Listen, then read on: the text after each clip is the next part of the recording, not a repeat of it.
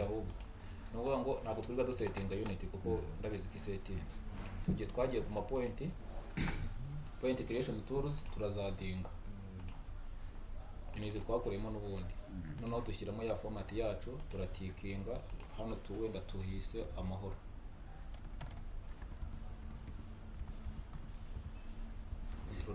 control C tukagakopia kugira tukagumane na surface tuza kwita kuri iyi naho tugakirika OK hano gahita yitikinga tukajya kuri OK.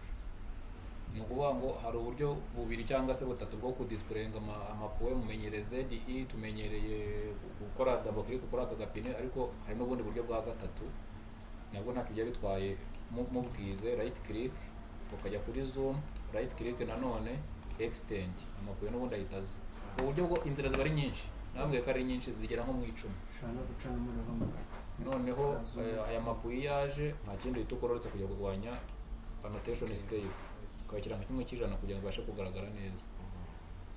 Iyo ufite akamashini gafite intege nkeya ushobora no guca alignment yawe nanone dukoresha n'inzira ya gatatu ushobora guca alignment utari wakora surface birashoboka. Machine nasi ikibazo ifite ko imera tinda muri no minsi no kuvuga ngo reka tunyure muri yanzira n'ubundi hano turi muri setting mujye mubanza mwitegereze yuko hano mukiri muri prospector turajya muri prospector dukore surface bisanzwe noneho tugite rya zina nari maze gukopia amahoro nanone reka ariko tugite nk'amapoint description n'ibingi bitubyihorere kimwe nuko ushobora kubisettinga uko kuri twabibonyeje yo ntabwo tubitindaho cyane. Nkirike OK kuri surface hano gahita kazamo amahoro definition point group add ngafata amahoro za point nashyizemo iyo nzishyizemo automatically no kuvuga ngo hita impereza contour line. Ikindi ku mashini zifite intege nkeya iyo bishobotse izi contour line tutirukanse cyane tuhita tujya kuri edit surface no tugahita twactivating triangle tugakuramo contour kugira ngo dukureho bya bice by'inyuma biteje umwanda.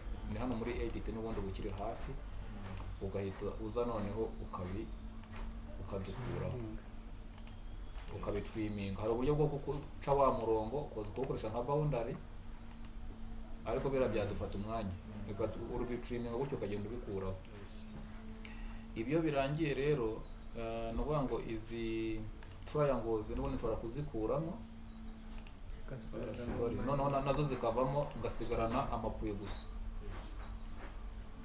kugira ngo bize korohereza imashini. Ahejo wowe udahari urabize ko tusanga dufata poye na aho dukoresha poye na koyo ducisha center ariko ejo twize ukuntu ukoresha iyi ngiyi line by point. Nuba ngo nimo nshaka yuko umuhanda wanyuze center za guhera hano kuri iyo point ndayiselectinga then selecting niyi ihita ica umurongo noneho nshaka kugira gutya uhita selectinga point kugira imashini itaza kunanirwa. Hari imashini ziba zifite agatege gake cyane rwose noneho dushobora no guca agace kangana gutya ngo dukora umuhanda munini. Iyo wongeye gukora right click ishaka kukwereka kujya gukoresha umurongo ariko kubera ko utabubikeneye uhita ukanda enter umurongo ukabutakaza. Iki ngiki umaze gukora no vuga ngo ni segment ntabwo ari polyline kuko wakoresheje line. Tuzi ikinyuranyo kiri hagati ya polyline na line. Polyline ni urukomatane rwa line nyinshi zigiye hamwe. Hano icyo tugiye gukora rero no kuvuga ngo hano ukoresha za autopiste aricyo bita assemblage de l'axe ample kwe tugiye kubyasambura kugira bibe center nibwo duhita tuza muri alignment hano nyuma yo gushyiramo point dukoze surface nyuma ya surface uhita ukora alignment turasubiramo n'ubundi nk'ubusanzwe dukore create alignment from object dufite ni two segment. So no ngo nimba ushaka umuhanda uhera hano selecting uhere hano na hano ariko reka duhere hano tugiye naho selectinga zombi yinta cyangwa right click ukareba yuko umuhanda woza kuza mu iki cyerekezo ugasozereza hano waba ushaka kujya uklika reverse. Alignment noneho hano dushobora kuyita road 1 kuko yituyita izina so kuko uri gukora imihanda myinshi type ni center line kuko nibyo tumenyereye duca center tugafata metero 3 iburyo 3 ibumoso ibindi ukagenda ubishyira. Noneho hano twarebye izigenero site nta mpamvu hano tugakora existing kuko tugiye guca existing profile. Road ni ukuvuga ngo area ni muri C road alignment or labels cyangwa se ugakoresha na zira zindi.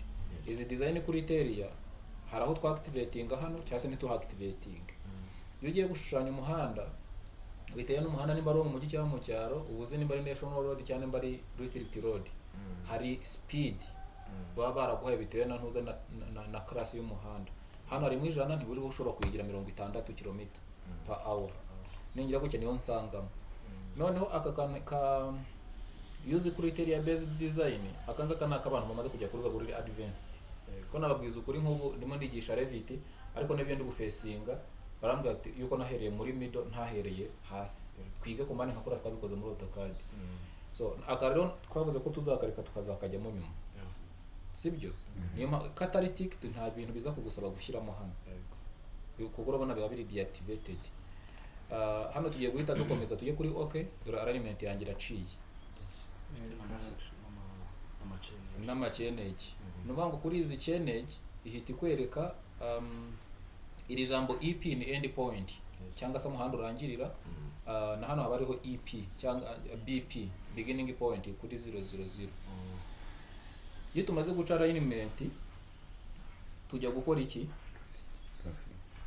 Tujya guca profile. Bitabujwe ko ni alignment nayo ifite ibintu byinshi cyane bishamikiyeho. Hano ushobora guhindura geometry you selectings ubona ibintu byinshi bitandukanye. Hariho alignment property ushaka kuzihindura ushobora guhita uzirebera hano ihiza ikabikwereka twa tuntu tuyatuza tuto exclamation ikaba kabamo hanga. Iyo wanditse ngo check tangent between element kano kari unticked niyo yakora amakosa ntibikwereka ariko urumva nta kintu bukemuye. Hano dufite information ni road 1 nyine niko twayise station control. Reference point ifite iyi coordinate kandi gahera kuri 0 ikarangirira hano mubango yatriminzemo aga coordinate kaho ishobora guhera. Masking cyangwa se point intersection hano nanone haba harimo izindi parameters by change in alignment direction ushobora gukoresha by individual curves and curve group do not display employed point at the intersection. Hano woro muri buri default ihora hano kuri by change in alignment direction cyo ntacyo wabihinduraho ushobora gukoresha rero icyo ushaka bitewe no kugiye ku designing. Kuri constraint editing always perform in upright tangent constraint swapping cyangwa se rock or parameter constraint.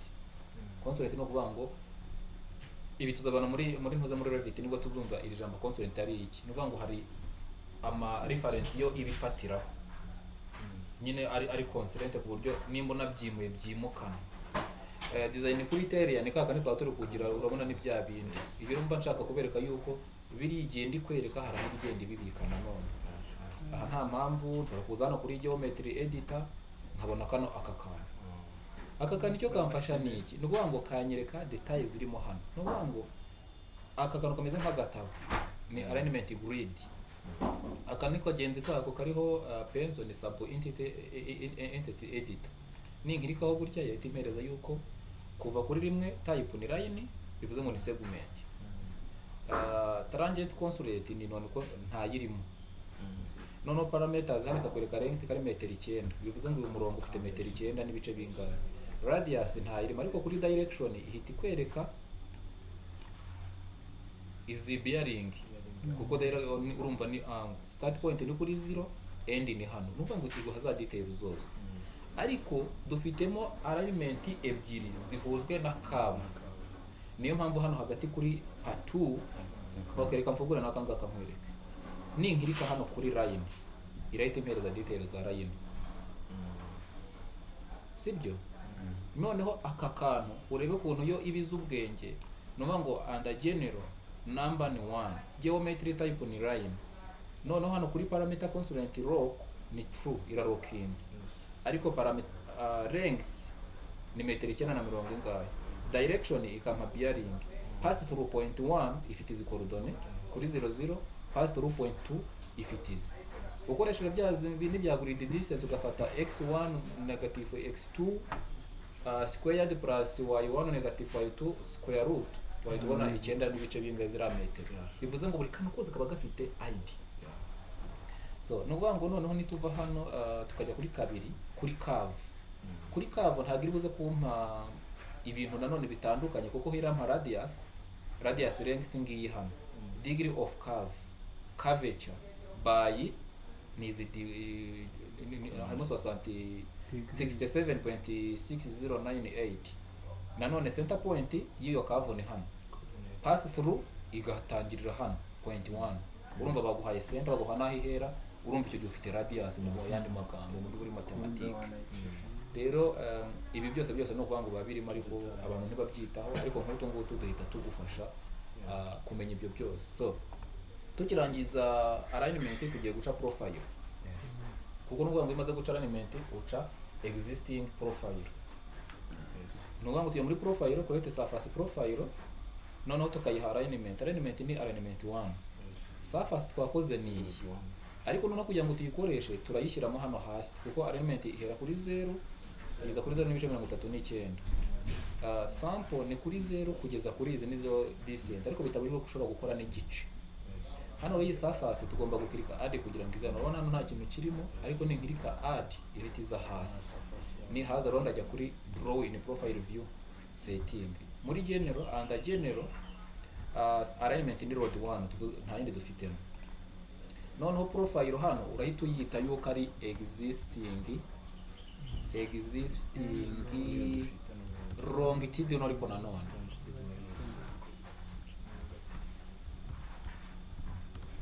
profile niyo dufite. Nidushaka tuyite 1 ushobora kuza gukora nyinshi. Description ushobora gushyiramo izina ryawe cyangwa se site ahira. Ninjya kuri next leta beza kuri station range ni 0 kugeza ku iherezo ko dushaka gukora gahanda kose. Ushaka gukora igice urabizi ko tikinga hano hasi ugashyiramo ikintu ryawe bitangira naho birangirira, ariko turakora mu buryo buri automatic. Nitujya next turajya kuri profile view height, ifitemo minimum elevation ikagiramo na maximum. Ushaka gukoresha ibiri default, hari cyo mujya mukunda kumva babita ngo datum ubone mu gifaransa nicyo bita Prado comparison. Urumva nimba mfite elevation y'igihumbi 500, inyuma akaba ari 1700, ntabona urupapuro rwa metero 200. Uraza kugira reference uvuga ngo ni 1500, noneho ukoresha scale kugira ngo ya profile ize gukwirwaho. Ibiro ni ibintu bya kera bya ya masoft atazi ubwenge, ntekereza yuko tutabijyamo. Pedropere niyo datum cyangwa se Prado comparison. Next turaza kuri profile display option. Ahangaha dufitemo draw, clip grid, art description. Nuvuga ngo twatunduka tuyashyiramo iyi amahoro turayibizi kare twakoresheje surface. Noneho nahandi twakoresheje style na existing. Labels naho ushobora kurebolinga. Ibi rero iyo tugeze hano ntekereza ko twakwikomereza next kugira tutabitaho umwanya kuko bitwara bibonye. Reka dukomeze next. Nize hakeze ntazo ndi bushyiramo, nongeye ngiye guhita nshushanya aga profile kanje. Ngiye kugenda gake turayitegereza kuko nta bundi buryo. Mfitemo ibintu byinshi cyane. Ufungiye amazi izuba riramena amaso.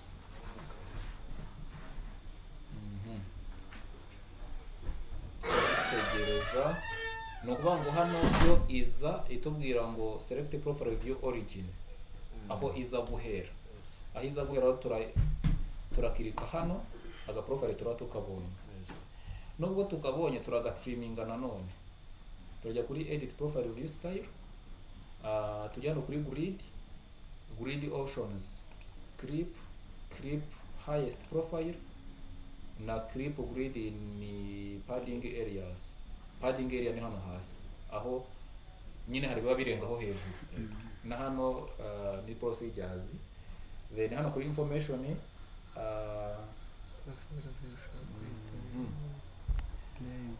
profile view dushobora no kuyita wenda longitudinal profile 1 nka bya ndi bisanzwe. Graph twayibonye, grid graph no kuvuga ngo ni scale kuba ari kare urumva gakoze kuri reka tuhindure iyi scale tuyigira nka 1.25. ni nkora apply karahita kamanuka hasi. Annotation title ujya hano kuri edit, warangiza ushobora kukita izina. Iri ni riza kujya ku rupapuro ngo twakanza right click tujya muri edit profile. Longitudinal profile. Noneho iri ushobora kurihindura ibara uzana muri format ukayihereza irindi ry'umutuku bold, ndetse nano ushobora guhindura police cyangwa se inyandiko nkunda gukoresha agency FB igaragara neza. Nkagira okay. Hano ni namutse nkiritse is horizontal axis, no kuvuga ngo ni distance irimo hano kuva kuri kano ujya kuraka.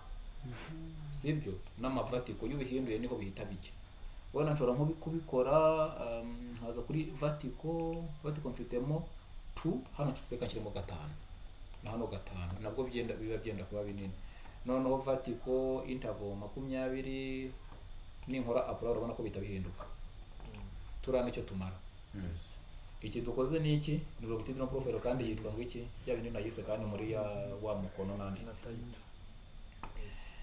ibi rero nanone nshobora kuza nkakora right click hano tugomba guhindura edit profile view style ariko dufite na profile view property sibyo se iyo wibeshye muri za bande muri information aka nta hantu twakanditse murabyo ko twakanditse station alignment kakwereka kari road 1 nayo kakubwira kuri automatic elevation yazitweretse profile yabitweretse band nibingibi dufitemo sibyo hatches nazo ushaka kuza gutandukanya cut na fill reka nabyo tubikore kuri inshuro kuko software bisaba kuyikubaganya noneho kuri bande duhite tunashyiramo bya bindi mujya mushyiramo yo muri gukora profile ya projet hari ibyo mujya mushyiramo cut fill kugira ngo ize kubibaho hano bihita ushobora guhita ubishyiramo cut tukayadinga sibyo fill data zikaba added noneho twarangiza hano tukahita tuna settinga profile 1 iraza kuba amahoro surface ariko profile 2 iri buze kuba yayindi kuko ubu nta kindi kintu wasanga mba mbikoze kugira ngo mukore brainstorming kuko nushaka kujya kuyihereza design ntayiri buke kuko ntayirabona sibyo se ni uko gunabavuza nyine ububinye mbere y'umuziki ntago profile 2 ntayirabona hose rero hidishyiramo surface uburamutse ubikoze cut fill byahita biba 00 kuko ubu gikoresha surface imwe hatches cut area habaho cut ryari ni igihe design yagiye munsi ya existing hano no kuvuga ngo nicyo uhita ukora upper boundary ubwiraza kuba iki upper boundary ndaba proposed I mean you proposed existing iraba existing upper boundary upper niri hejuru lower niri hasi ni byiza ko tubivuga gutya ntukumve wijennye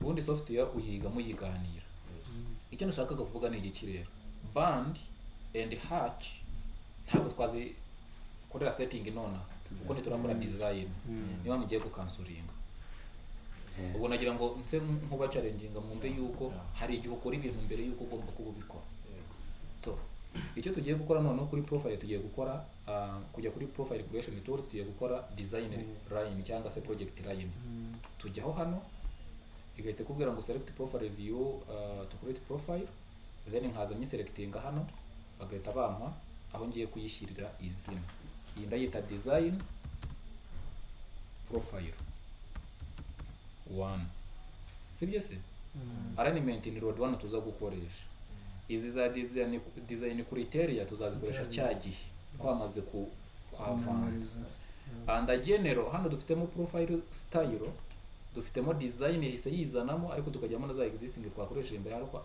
hano turayita design profile kuko niyo tugiye gukora none parameter label set iraba complete label set kugira ngo ize kuduha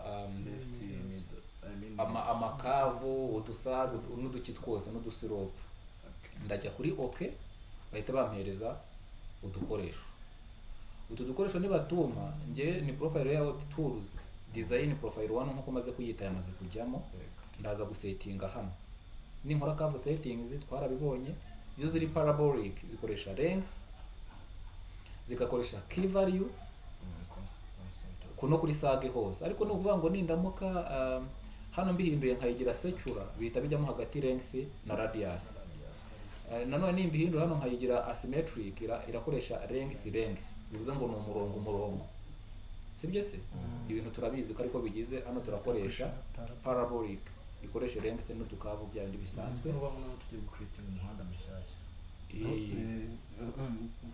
hano se giraza irakubaza uburyo nindamuka nje hagororotse gutya ngahindura icyerekezo ese junction hagati y'izo alignment irakoresha curve ifite izihe detail uri gukora parametrage niyo mpamvu hano length kubwira ko ari metero 150 key value ikaba 50 biri deactivated namutse nk'iriti hano yahita igira hari gukora design ukoresha ikibita key value nabyo ndaza kubereka aho bigenda bivu tugiye gukomeza tujye kuri OK. Niturangiza turahita tuza hano tujye gukora ligne rouge. Ariko ejo abangaba nabigishije ukuntu baguha ibipimo uza gukoresha. ubwo aba bakeneye proje Uwaguhaye proje ashobora kuguha wowe ugakora topo, wamara gukora topo noneho we agacamo profile akabona yuko wenda harimo siropu za 5%, 6%, agahita avuga ati genda ushushanya umuhanda ufite 2% gusa, cyangwa se akaguha revo. Ntekereza ibingibi tugiye kujyamo, reka tubyihore dukoreshe iriya systeme y'ejo kugira ngo bayigamba nawe yiroturuve. Utu tuntu mutwibuke yuko twatubonye n'ahandi. Grid view icyo bitwereka murakizi, sibyo? Aha nta kintu iratwereka kuko ntabyo turakora. So no kuvuga ngo iyo turangije hano reka katukirengagize. My god, nzamabi. Okay, twasubiye muri profile, creation tools, tugaseritinga kuri grid, sibyo? Aha, cyazina nayise kwa twayise design profile 2. Nubwo yindi ntayikoze cyangwa niyo nayita 1, ariko sereka ntaza gusanga yayibitse. Design hano ni bisanzwe, sibyo? Iyo tugeze hano dusettinga bya bindi, ariko tugiye guhita byari default. Draw tangent with curves. Nuvuga ngo iraza kuzamuka sag, nimanuka ihite irakuruda na ntuzi. Tubifate gutya. Iyo bigeze hano bakuvuga ngo specify start point. Start point urabiza aho umuhanda uhera ni hano, sibyo? Noneho sinabwo ko ngiye kumutuburira hano harimo metero nyinshi kandi ntabwo twamweretse ukuntu tugabanya easy distance. Ndongera nsubira inyuma kuko nta kiri kutwirukansa.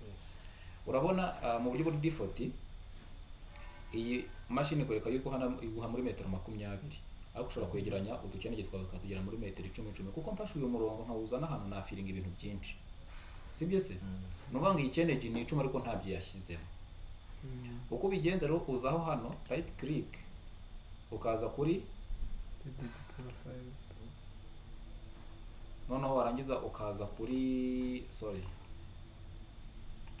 right click ukaza na profile view, warangiza ukaza muri graph information display. Ibyo ndibwira nta kibazo, uhita uza hano muri summary, sibyo? Urumva hano muri information irakubwira yuko ari RP1 ibintu twabyanditse. Graph urabizi ko twahinduye scale, grid urabizi ko twa trimingiye, hano no twahinduriye ya title.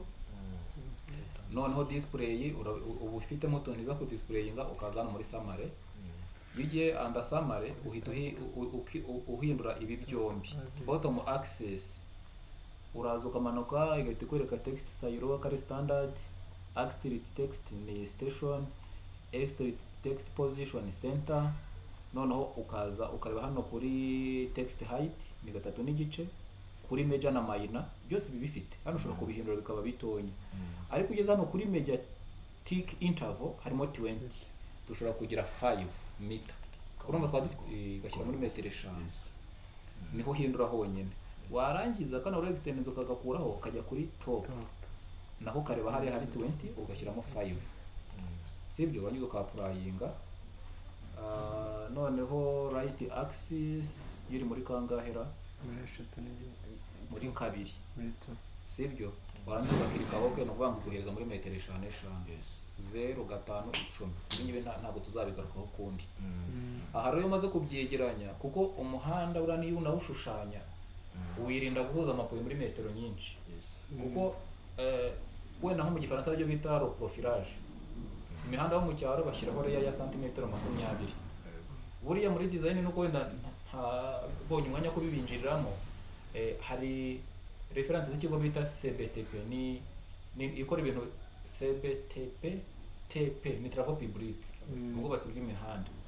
Bo bakubwira yuko umuhanda w'amaramba ikilometero kimwe ku mwaka kire kuri vumbi ringana na toni 300. Izo toni 300 zingana na santimetero 3 za thickness. Nufata santimetero 3 ugakuba na metero 3 z'umuhanda ugakuba ni kilometero, bihita bihura n'izo santimetero. niyo mpamvu nk'ubu uramutse umpaye umuhanda kuvuga ngo wubake Nyagatare ni ukuvuga ngo umuhanda wa kaburimbo ufite iyo izo 20 ufite garanti y'imyaka 5 bakongera bagakora reprefrage kuko za santimetero zivaho buri mwaka hakazasigara 5 cyangwa 0 hano ukajya usanga ni itaka ry'umukara hari ugasanga hari akamaramu kuko uko imodoka igenda mu ivumbi bikunda kubaho mu gihe cy'iki iyo compaction yabaye nkeya no kuvuga ngo iyo imvura igeze urakandagira bikika byakwikika bikaragika bivanga icyo gihe nanone hari umuvo ivaho ntabwo hangirika umuhanda gusa rero ibi ngibi ni ibintu birebire habaho nicyo bita usure de pine iyo uri kugenda burya habaho n'intuzo friction forces iyo iragarata ni nko wagenda ukuba ipine irashira n'umuhanda ugashira ariko umuhanda ushira kinini kurusha ipine bitewe n'iki icyo gihe uhita winjira mu ntuzo muri material zikoze ipine plastique n'ivumbi ntago ari kimwe ibyo tubizemo ni wenda ni theory hano turabibonye no ngo tugiye muri profile yacu tugiye guca ya profile yacu ya ntuze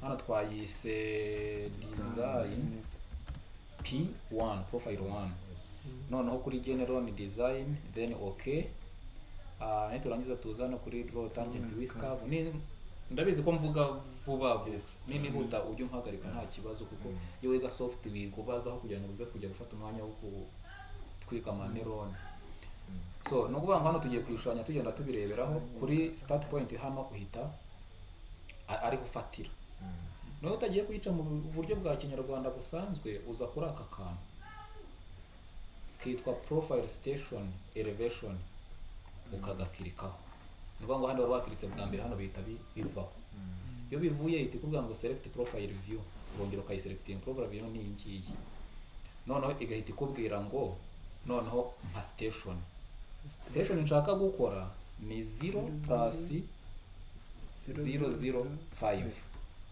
siko byanditse ngakanda enter ihita ihindura ikambwira ati mbwira elevation kira kuri 5 kubera mfite 1505 n'ibice 380 wena nshaka gufiringa ndabigira 1505 n'ibice 500 ngiye gushyiraho fili ariko uri poche ndabyipoze n'icyo umuntu yabikwa ku gapapuro nyine noneho icyo gihe urumva ni kinini hano ngiye nshatse gushyiraho agafili kuko birajya hejuru n'inkanda enter irahita ihijyana ngiye kuri kenegi wenda ya 20 tuvuge ko nashatse guhita mpuza direct sibyo 0 n'ibice 015 kandi enter dufite 1505 n'ibice 420 reka tujye munsi hano 20 ngira 1505 n'ibice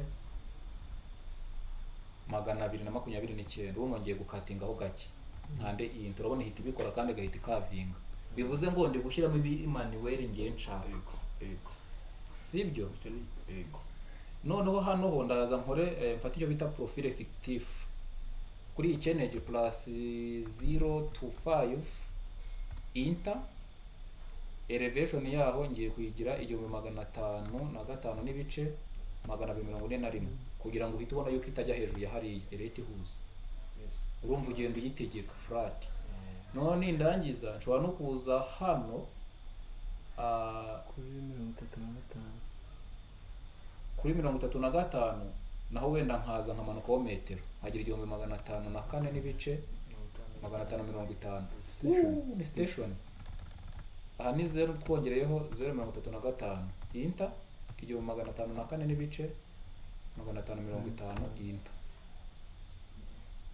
kitamanutse cyangwa se nabyanditsemo specify point is outside of profile view nabyumvishe ntabwo yamanutse ubwo tushobora kuba twanditse 0 plus 0 3 si ikintu gisuko imeze enter bakansaba elevation nkahita nyigira 1504 505 shit yanze nuvuga ngo igihumbi station 0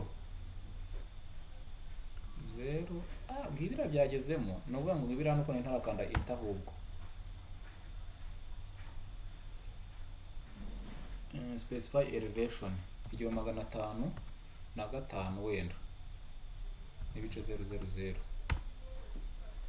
sibyo ubwo ikaseho 50 noneho hano nshobora kuza iriya elevation ihari ibi twasaba ko tubyandika tubizamura dusaba n'ababizamura turebe ubwo aho yazaba ntabwo bishobora kutagukundira kubera ko ari kuri end ugomba kuhafata ntuzi uhita urakoruda umuhanda urumva niba nzanye umuhanda uvuye hano kuri stade ugera kuri kaburimbo hari mpita mbihuza mukize hejuru urumva hasi hajyamo urumva icyo gihe uba ukoze ikosa ihita iguha warning ni ukuvuga ngo hano kuri end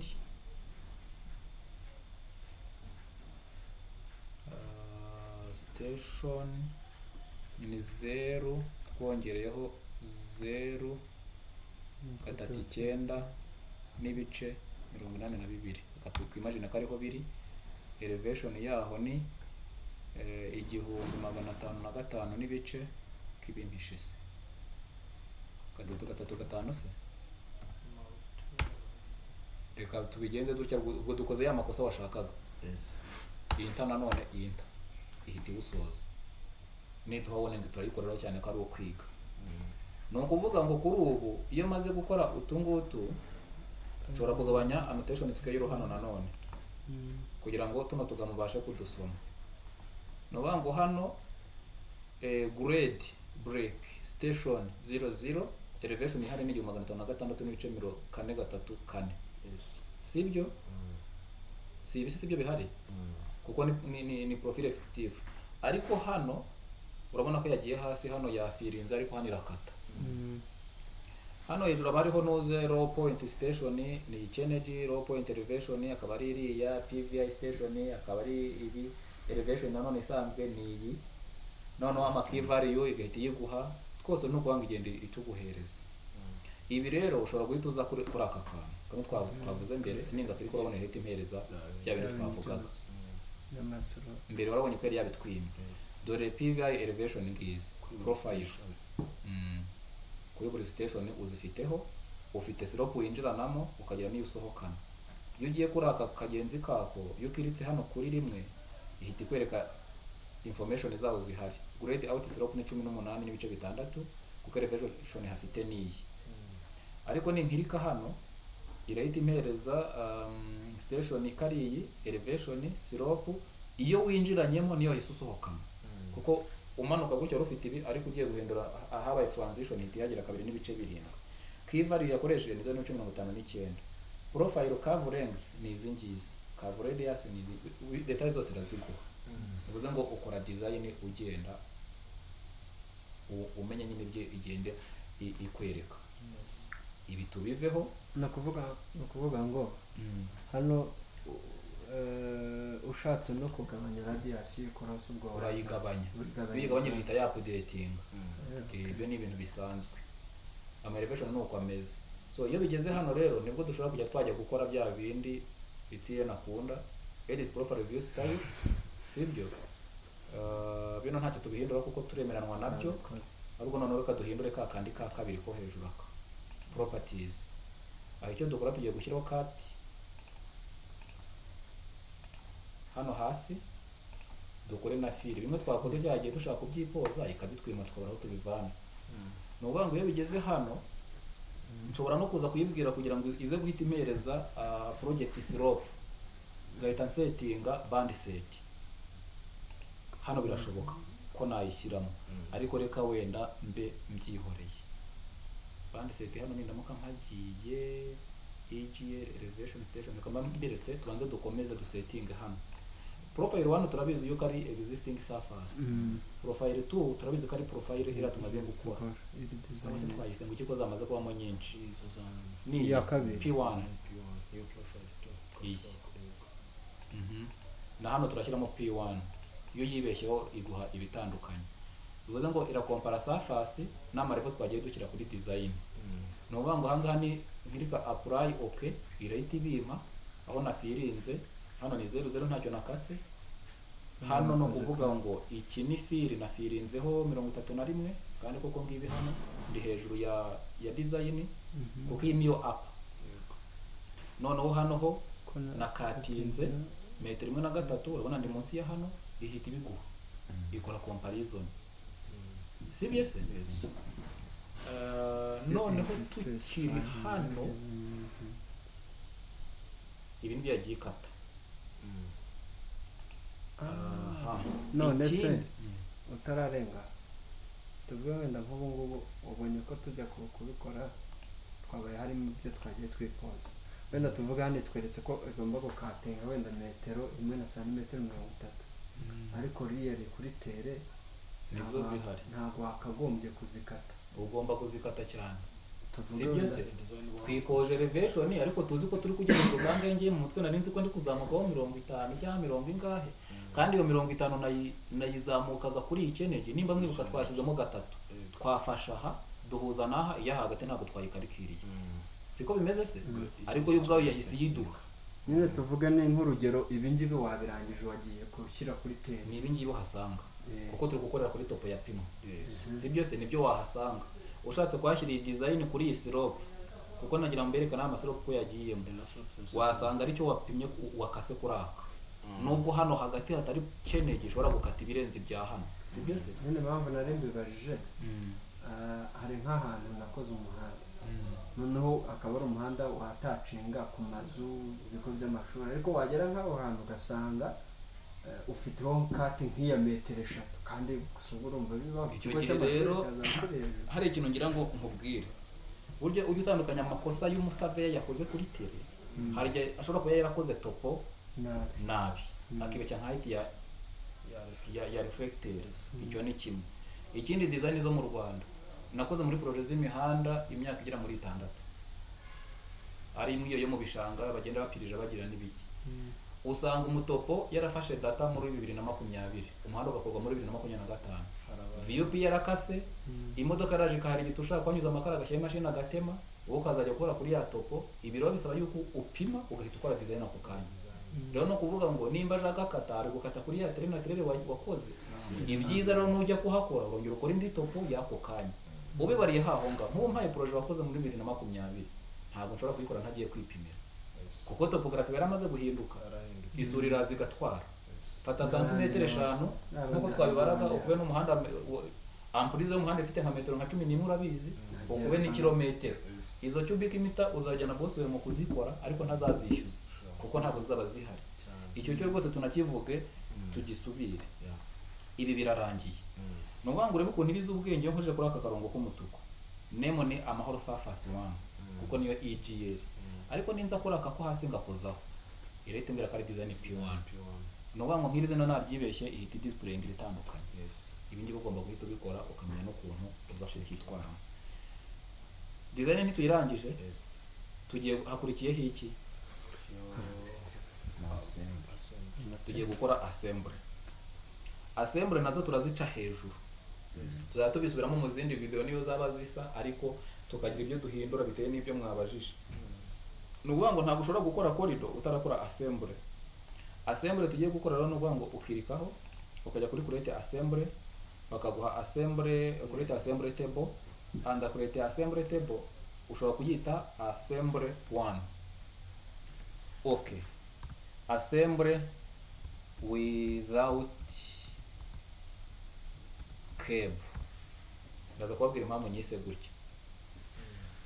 No kuvuga ngo hano muri assembly dufitemo ubwoko butandukanye bw'imihanda.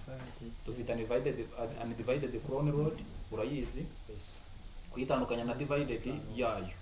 Reka dukoreshe iyi ngiyi isanzwe undivided crown road ni umuhanda w'ibice bibiri.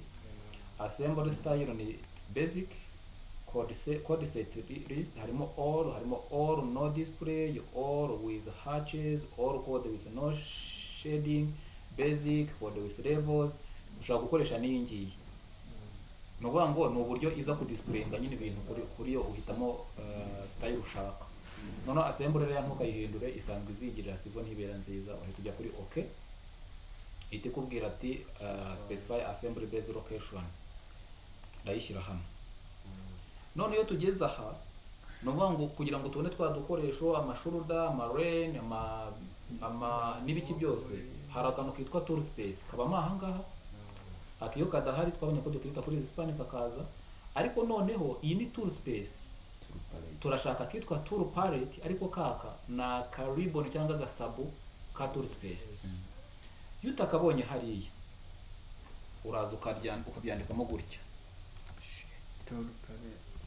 tour palettes iranze wandikamo tour ngaka hano kagakirikaho gahita kaza aka ni ngafunga nkaza nanone nkagaruka muri home ngakirika hano ibintu birasa wowe rero nibwo utangira kuvuga ati umuhanda ngiye gushushanya umeze gute baba uguhaye design nshobora kuba ndo mu design nga proposa umuhanda mu karere nkawushushanya cyangwa akarere kakamikira kankawushushanya wowe uravuga ati umuhanda wanjye ugomba kuza kuba ufite lane aho imodoka zigenda hirya hano ngashyiraho curb akarigore shurudi kajya hirya naho usanga ari umuhanda inzira y'abanyamaguru ikaza hano drainage kajyaho tukagira tarido rambure cya debris cut or fill embankment hano twe tugiye kubikora nyine kuko nta design dufite turahera kuri hano harimo utuntu twinshi harimo modeling draw modify camera basic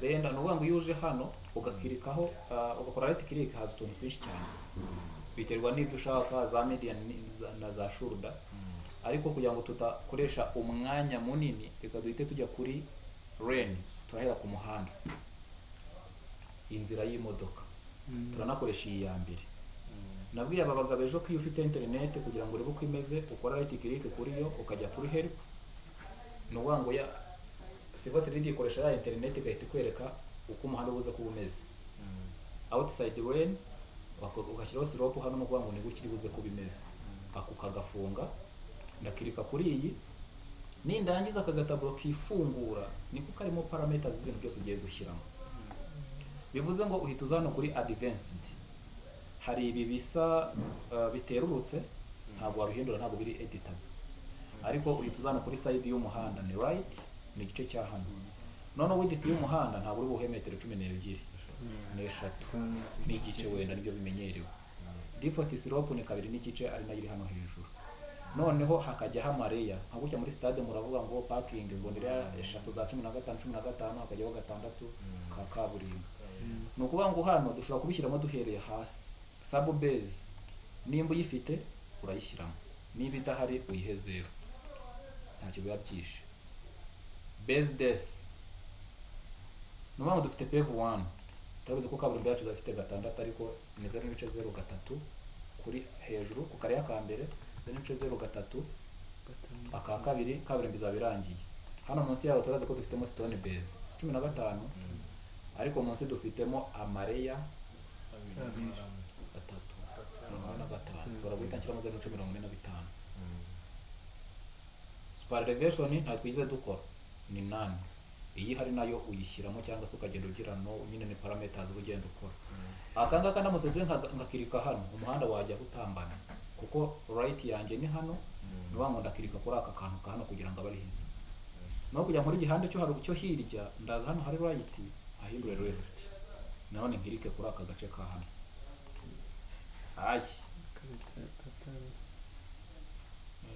parameters zanjye se nizo zikiri mu wapi ubu rero hari ikindi kintu mutazi kandi nacyo nkibereke ningira amahirwe ikabinyemerera no kuvuga ngo yamaze gukora iki ngiki hari ubundi buryo bwa kabiri ushobora kuzuga selecting iki warangiza ukajya muri ya commande yawe ya mira hano sibyo mira si irabyanze wendi izana akantu kakadirishya ntimbwe mu specifying point ya mbere ugakirika kuri kare gahita ijya soft ziragira muze gukoresha izanyu ndizo kuri parameter nimba yarahindutse ndasubira hano ndahagira left hano 3 n'igice abone gone kabiri 0.03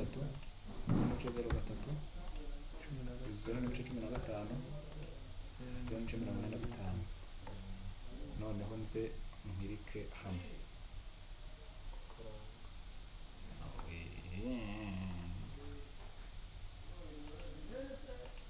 kagiyeyo amahirwe rone ntirangiye iya iveho right click enter none ngiye gushyira hiki kebo uhituza hano nayo wenda reka dufate isanzwe nayo rero no kuvuga ngo bikora nka kwa kurusha no kuzuka ukagenda parametramo n'amabara nanone tugahera kuri right kugereza kujya hari idacuramye insertion point ni kuri gata edge ibi byo ni bisanzwe noneho sub base slope ni 2%, dimension A 583 ushobora kubihindura cyangwa ntunabihindure, reka tubikoreshe mu buryo buri default bizaterwa na design azaba akubwiye. Icyo gihe urazume ngo kaza kuri iyi mpeta yo hejuru, iyo ushyize hano hasi bihita bitana ugakirika yijyanaho, warangiza ugahita uhindura urundi ruhande ukajya kuri left ukavira inyuma rimwe kujya bifite parameters zisa, sibyo? None tuva hano tugiye guhita dushyiraho iki shoulder, naho dukoresha iyi ya mbere, iyi nayo uraza ukayihindurira 2%, tuvuge turahera right. Shoulder metero 8 ntibaho, twagira metero 1, inzira y'abanyamaguru bya ntirenza 1 slope ikabiriya daylight slope. Daylight niba muri design y'imihanda niwumva daylight ujye wumva imbago y'umuhanda aho uza kurangirira, aho ntuze iza kurangira extent yayo. Nubango rero yo iba ari ntuze mu gifaransa babyita fruit cyangwa se fraction, ni 4:1. bivuze iki? Ndagenda metero 4 mpite manuka mpite nzamuka umukingo wa metero 1, noneho mpite mpuza. Ubwo slope ubonye hano niyo yiyo. Urugero hano haruguru ya petit stade hano nashyizeho aka retaining wall gato gafite coping, hejuru aho hakagenda nanone ndende.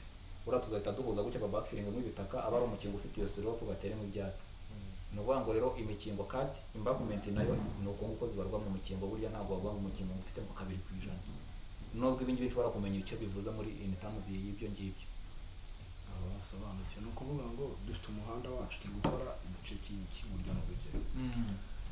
Tubonye ko turi gushyiramo no kuvuga ngo tugiye kuvuna nkorohereza. Ngiye mfite ku butaka gutya, iyi ni metero 1.5, sibyo? Ndangije hano ubu ni ku butambike kuri base, hano nakase metero 3. Bivuze ngo ngiye kubaka urukuta nshobora gushyiraho gabari ihuza hano no hejuru, ugahita mfiringa amabuye aho ngaho. Ubwo slope mfite hano nicyo ivuze, ubwo aba ari 4:1, kuko ni metero 4 z'ubutambike nkagira umukingo wa metero 1. Niko umukingo bawubara, ni 4:1. Cyangwa se urugero rufatika hara kuri warm up uvuye ko twatubuga dutoye dufite metero 3. Iyo ntaza kuba narashyize muri urukuta ruhagaze gutya nkarushyiramo ruhengane. Ibyo nandi kubaza shemeje ubundi ni kuki no rukuta bahagaritse kandi izindi nkuta zo ku mihanda cyangwa se n'ahandi hantu bakunda kuziya slope. Ubwoko bw'inkuta rero buriya nimutangira kwiga Revit nibwo bizabaryohana. Inkuta zifite amoko menshi, kuko nuvuga ngo biterwa na road iri buze gufata, sibyo? Puse y'ubutaka ubuza kuza. Niyo mpamvu bose bahahagaritse hano akaba ari bwiza buhagaze, ariko inyuma gutya n'ama escalier.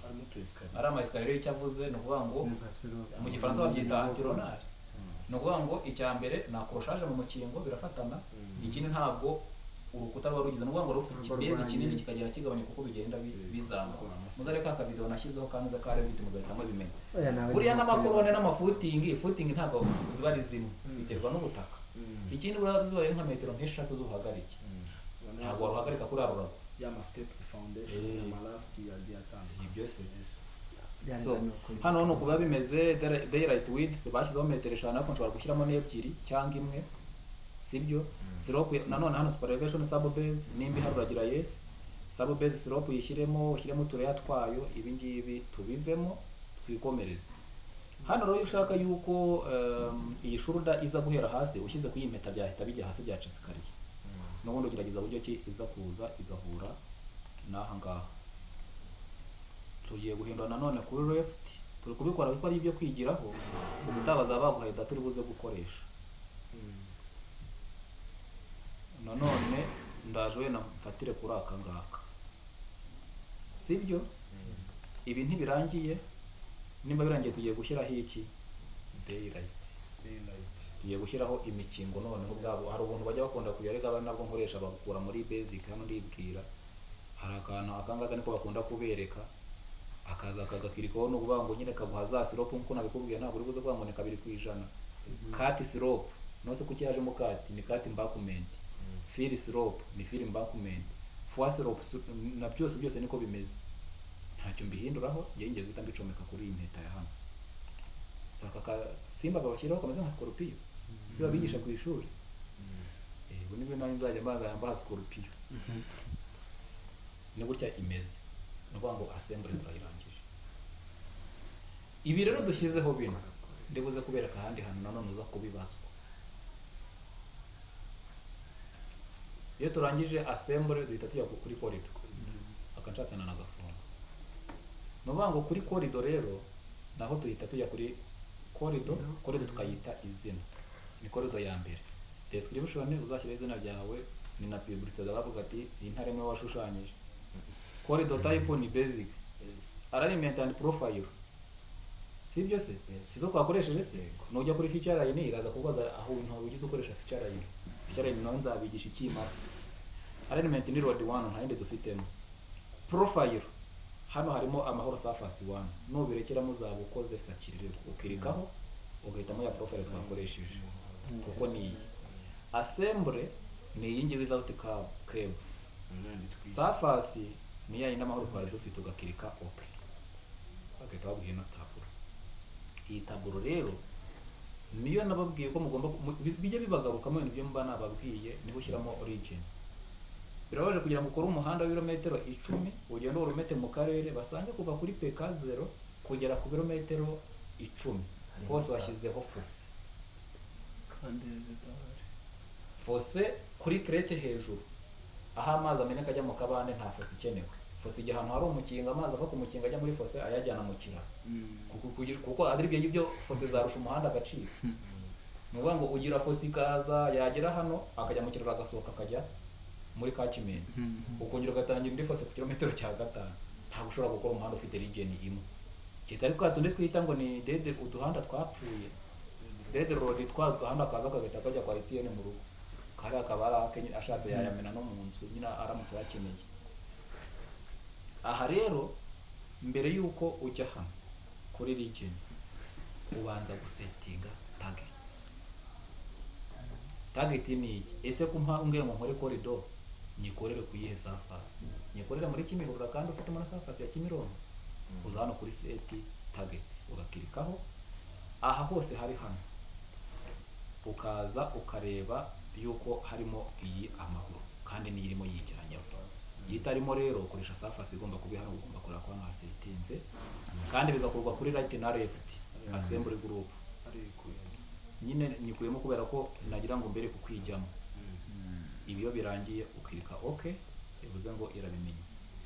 Set frequency hane kwereka bya bindi twagiye dukora ese muri kavu amakeneji nkuko ibikora muri cross section kuri tangent hagorotse ni metero 20 25 nizo shyiramo increment kavu increment 20 along spirals ni mu makurubi mu makorosi bose ni 20 ibi nta kibazo mbifiteho nikirikire yese nyigendere baseline muzayireke.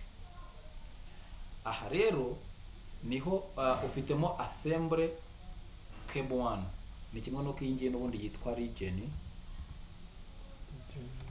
ubundi ukoresha mpuza abbreviation RG-1 ni region 1.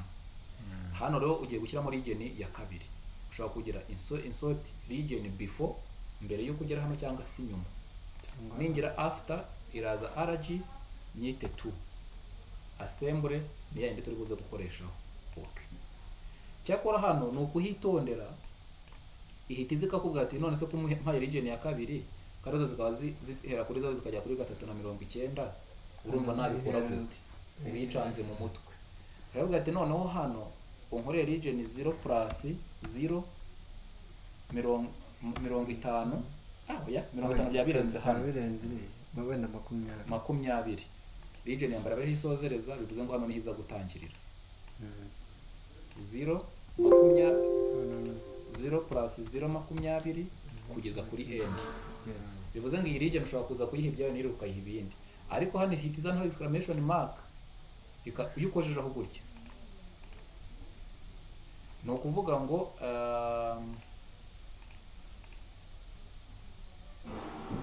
region out of date itiri kubwira nyine ko zaba out of date kuko wayiciyemo rero no kuvuga ngo hari uburyo bwinshi bwo kuza kugira nuba ngo turahita twapurayinga kugira ngo ikorere build ikuremo kaga conflict ihita ikwereka ya ma error sibyo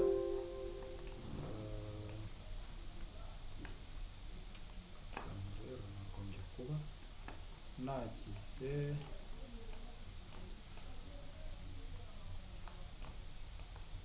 kugira ngo inyemerere gukirika apply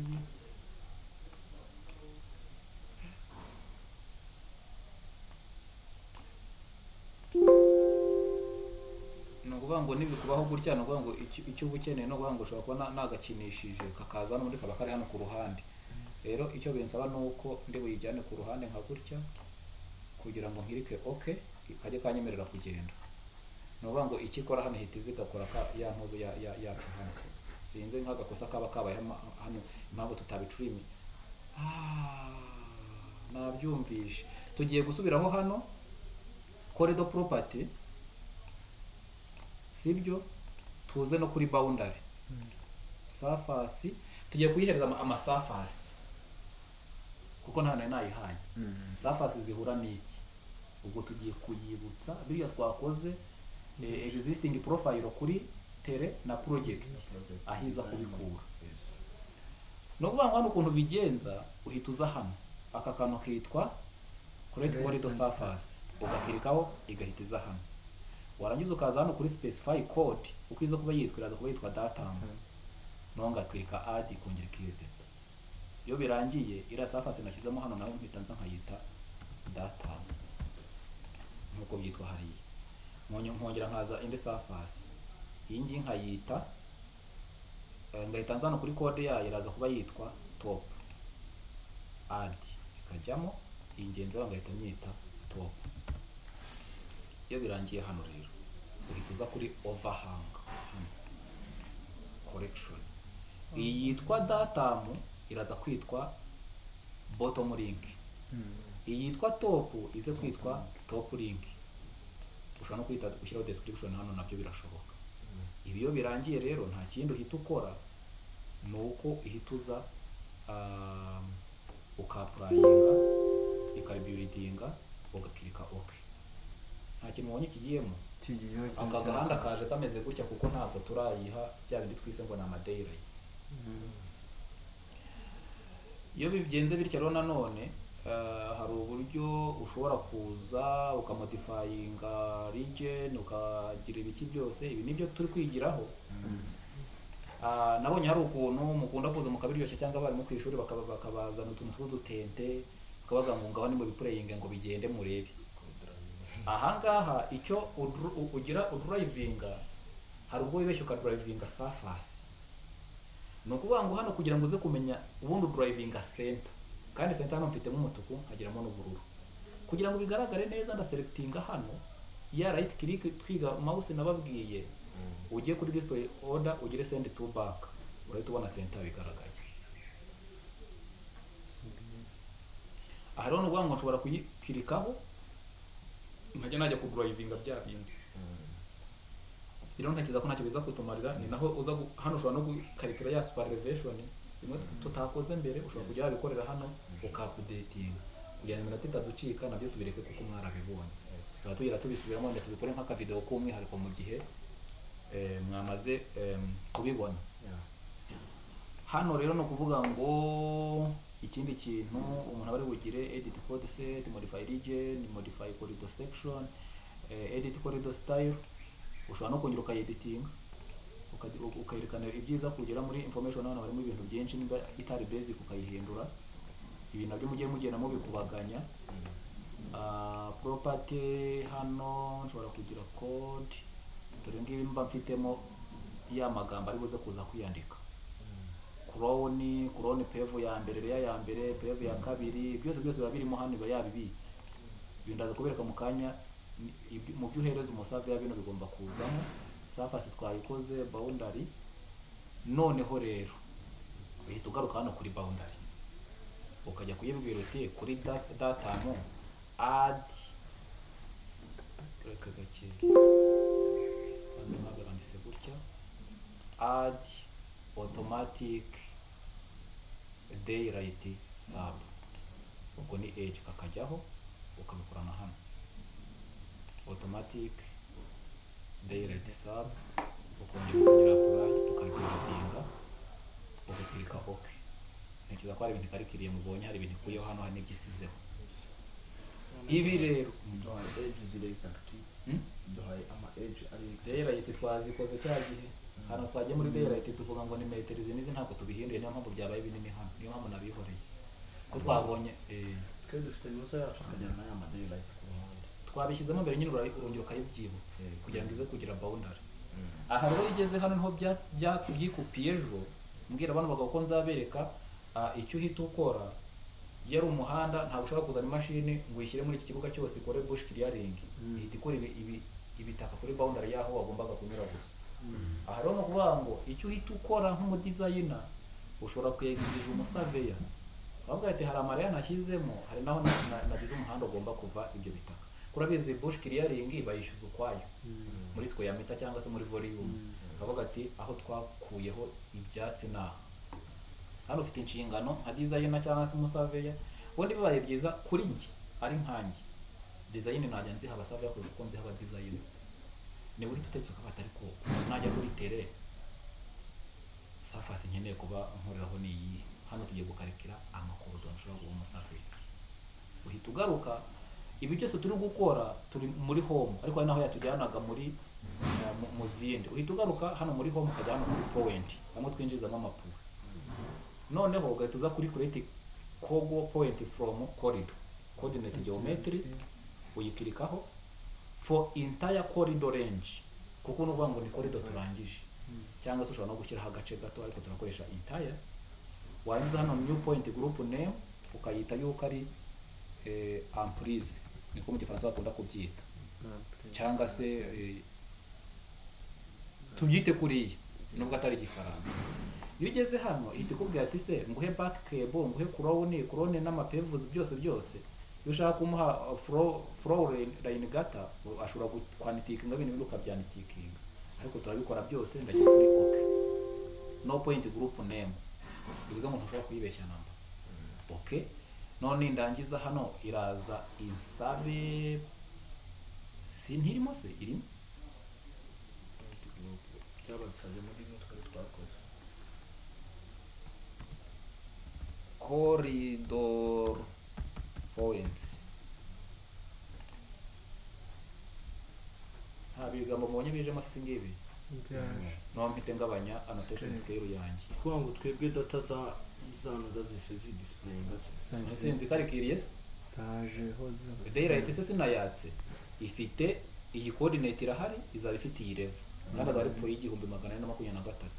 Ariko nkaha ngaha nanone nindamo nje nkagira kimwe cya 10 hari ahantu ndi busangemo ya mareya, kuko mfitemo PEV 2 na PEV EPS 2, nkagiramo mfitemo amapo atandukanye PEV 2. Bivuze ngo izi puwe ziraza kuba zifite amareva atandukanye, sibyo? Nk'iyi ngiyi nshobora kuba ifite n'ibice 44, ariko iyi ngenzi yayo ifite kangahe? ifite 42. Banza hari amakosa nkoze. Reka turi hano hari izigerekeranye. Rotate 5 ariyo yiyi gukora amapo iri guhita itakaza manifasha ni crashing. Gusa icyo mbabwiye cyo nuko hano hari 171 ndikagira 61 harimo yare ya 10 na kangahe. ushatse wanayiha kuriya gona coordinate x na y byose Nabyo ngiye kukwereka. Rakambonye ahangaha akangaha batanze negative 0.0 uvuye kuri tere naturel ihari bitewe na area ni hagati ya area n'indi, kuko baguhaye PEV 1 nano ni PEV 1, ariko nkano yaguhaye EPS hane guhereza nuvuga ngo mbese iyo igenda ibiguhereza bivuze ngo hari amapuwe. Reka turebere nka hano. Aha yose yazise ama cab top. Iyo bigeze hano nuvuga ngo hano hari iki, hano na hano nama EPS PEV 2 iyi ni PEV 1, hano EPS gusa noneho no muri center iguherezamo point, bivuze ngo ahantu hose ifite kano gapuwe iba yagakoze. Rero ikintu uhita ukora hano imaze kuzikarikira ujya muri point group wumve yuko ibya software bigenda bigaruka. Point group hano oya muri prospector hano turi muri setting, handa prospector uhita uza hano muri point group, aka kantu ntabwo twagakoze corridor point, iyo urangiza hano uhita uza kuzi exporting, noneho ikakubaza nzijyane muri folder, nizijyane kuri desktop muri folder yitwa 344 kandi irangiza ziyite intare bayigamba, zibe muri CSV cyangwa indi format ushaka, ugakirika open, ugakirika okay. Niba ngo nitujya muri desktop turasangamo CSV yitwa intare ngiyi hano, izo nizo ugenda ugahita uhereza umusafi akagenda agatera. Ibi byose rero no kuvuga ngo igenda ibikora ibigenda ibika cable za cloning